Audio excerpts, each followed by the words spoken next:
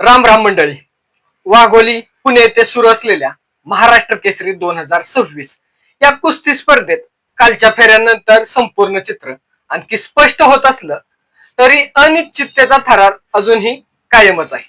मंडळी, विशेष म्हणजे काल झालेल्या अंदाजांपैकी जवळपास सर्वच अंदाज अचूक ठरलेले आहेत.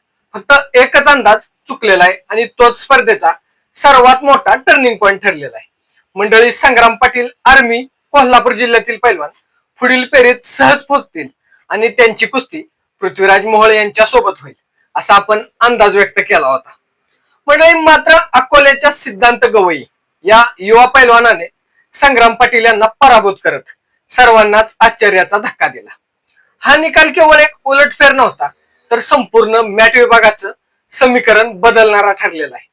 मंडळी, या एका निकालामुळे स्पर्धा आता अधिक खुली झालेली आहे. सिद्धांत गवई हा केवळ आता प्रतिस्पर्धी सहभागी राहिलेला नाही तर तो आता डार्क हॉर्स म्हणून पुढे आलेला आहे. मोठ्या मल्लाला हरवल्यामुळे त्याचा आत्मविश्वास उंचावलेला आहे आणि पुढील फेऱ्यांमध्ये तो आणखी धोकादायक ठरू शकतो.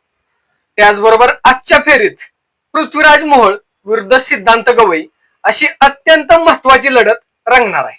एका बाजूला अनुभव, सातत्य आणि तांत्रिक परिपक्वता असलेला पृथ्वीराज मोहोळ तर दुसऱ्या बाजूला जोश, वेग आणि मोठ्या विजयामुळे आत्मविश्वासाने भरलेला सिद्धांत गवई. ही कुस्ती म्हणजे अनुभव विरुद्ध युवा ऊर्जा असा थेट संघर्ष ठरणार आहे. मॅट विभागात आजचा दिवस खऱ्या अर्थानं निर्णायक मानला जात आहे. मंडळी, डबल महाराष्ट्र केसरी शिवराज राक्षे विरुद्ध महाराष्ट्र केसरी पृथ्वीराज पाटील ही लढत म्हणजे दोन दिग्गजांचा थेट सामना आहे. या दोघांकडेही मोठ्या स्पर्धांचा मोठा अनुभव असल्यामुळे ही कुस्ती मानसिक, तांत्रिक आणि शारीरिक या तिन्ही स्तरांवर कस लावणारी अशीच ठरणार आहे. त्याचबरोबर महाराष्ट्र केसरी हर्षवर्धन सदगीर विरुद्ध ऑल इंडिया चॅम्पियन पैलवान अक्षय मांगवडे ही लढत ही प्रेक्षकांसाठी मोठं आकर्षण ठरणार आहे.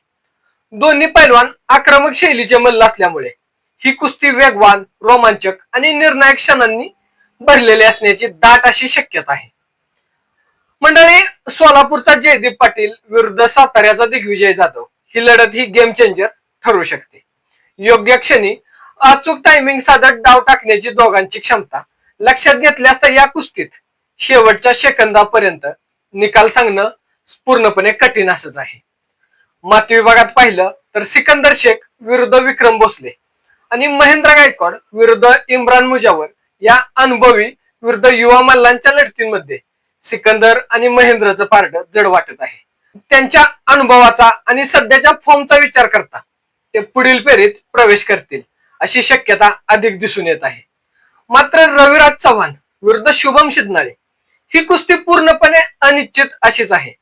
चपळता विरुद्ध ताकद असा हा संघर्ष कोणत्याही क्षणी पलटी मारू शकतो. सुदर्शन कोतकर विरुद्ध रामा कांबळे ही लढत ही तितकीच दिलबहार अशी आहे. दोन्ही मल्ल शेवटपर्यंत झुंज देणारे असल्यामुळे या कुस्तीचा निकाल शेवटच्या क्षणापर्यंत ताणतणाव निर्माण करणारा ठरू शकतो. आजच्या फेऱ्यांचा निकाल संध्याकाळपर्यंत स्पष्ट होणार आहे आणि त्यानंतर या स्पर्धेचं पूर्ण चित्र आणखी स्पष्ट होणार आहे. विशेष म्हणजे आज ओपन गटाच्या 2 फेऱ्या होण्याची शक्यता जास्त आहे आणि त्यामुळेच स्पर्धेचा वेग आणि स्पर्धेचा रोमांच, थरार या सगळ्या गोष्टी वाढणार आहेत. एकंदरीत पाहता जवळपास सर्व अंदाज अचूक ठरत असताना फक्त एकच मोठा उलटफेर झालाय आणि हाच उलटफेर या स्पर्धेला अधिक रंगतदार बनवताना दिसून येत आहे. मंडळी, आता पुढे काय होणार? फेवरेट पैलवान टिकणार की पुन्हा धक्का तंत्राचा अवलंब होणार आणि कोण फायनल कडे सर्वात दमदाररित्या पाऊल टाकणार? या सर्व प्रश्नांची उत्तरं मिळवण्यासाठी संपूर्ण कुस्तीप्रेमींची नजर पुन्हा एकदा पुण्याकडे, वाघोलीकडे लागलेली आहे. कारण आता प्रत्येक कुस्ती म्हणजेच एक फायनल अशीच लढत प्रत्येक कुस्ती ठरणार आहे. धन्यवाद.